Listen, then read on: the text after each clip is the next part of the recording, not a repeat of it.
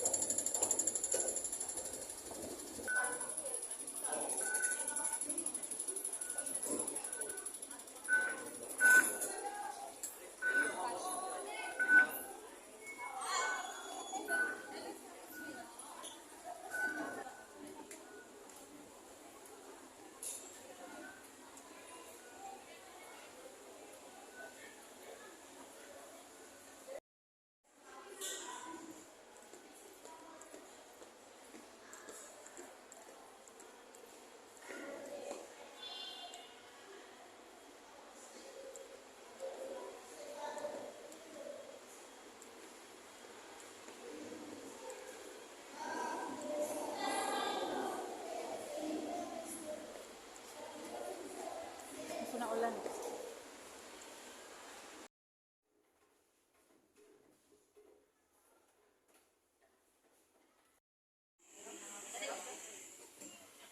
Kakatayo ko lang eh.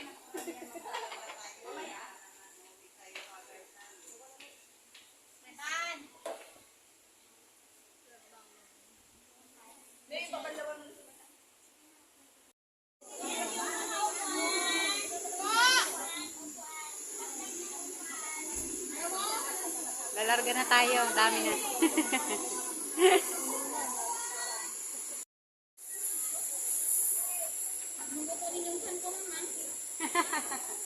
Nakikita nila yung san ko.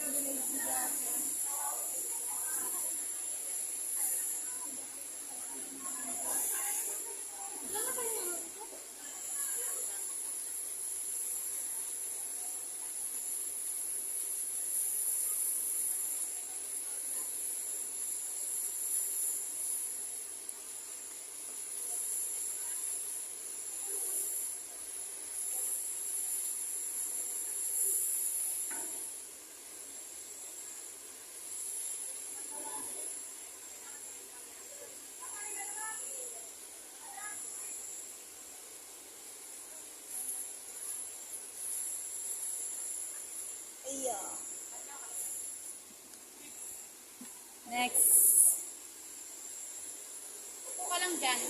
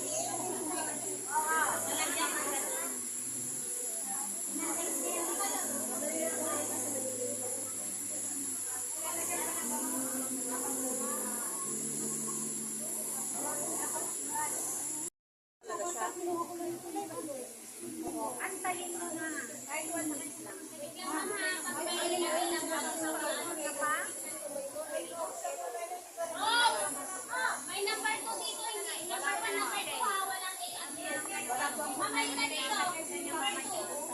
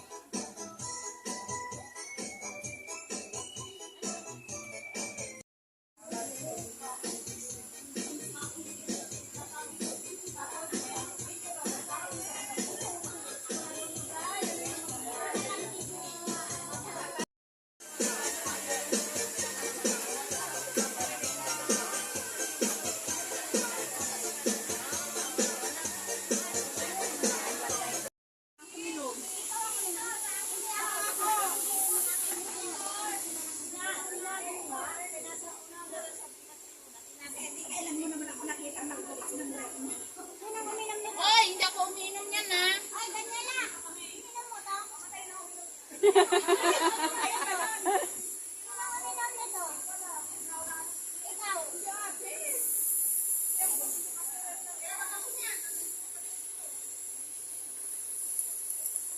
Wala nga akong dalang tubig.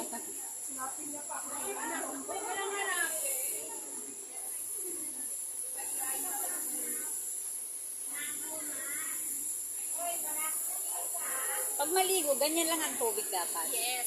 Kasi, kaya siguro tuyong-tuyo at puro maligam-gam. Oo, kaya naman pala. Dapat warm, cool lang siya man. Okay. Pag sa buhok, Sa hair. ano? Tama ba ako, ma'am? Nakakatry kasi yung everyday na hot water. Oo. Sana ako man. Lower. Okay.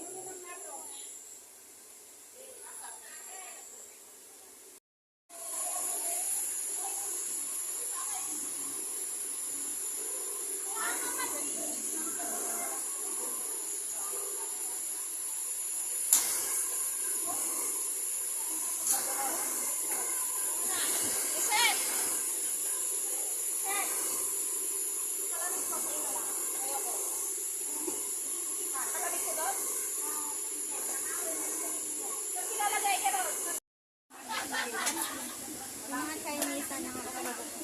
Ganito yung kulay nila sa taas. Pero sa baba.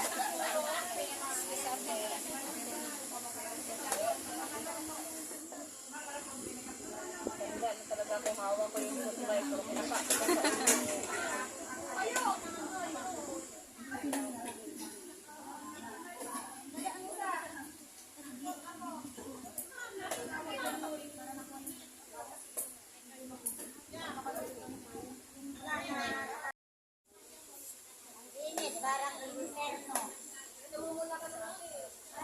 Antise! Antise!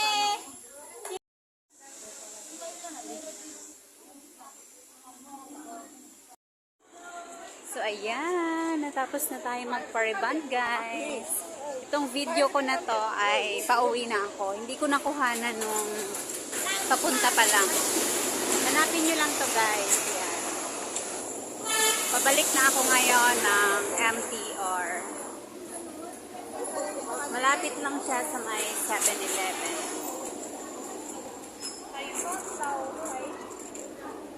7-Eleven.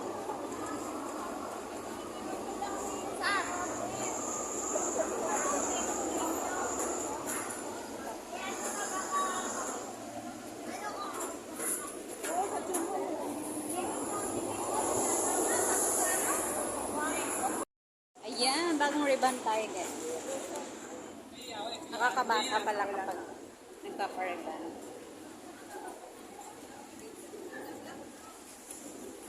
Sa halagang 498 Hong Kong dollars, makakapag-pa-ribbon ka na. Kahit pa paano nag-ayos-ayos yung itsura natin. Hindi ko na maantay pag-uwi ng Pilipinas kasi naaadwa na ba ako sa sobrang pagkabuhagka.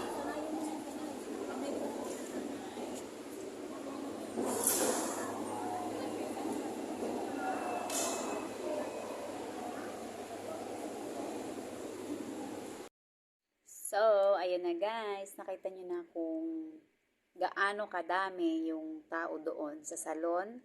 Dumating pala ako ng 9 a.m. Then natapos ako ng 4 p.m. So, sobrang dami nga ng mga nagpapareban. Then, tumiming pa siya ng May 1. May 1 is Labor Day.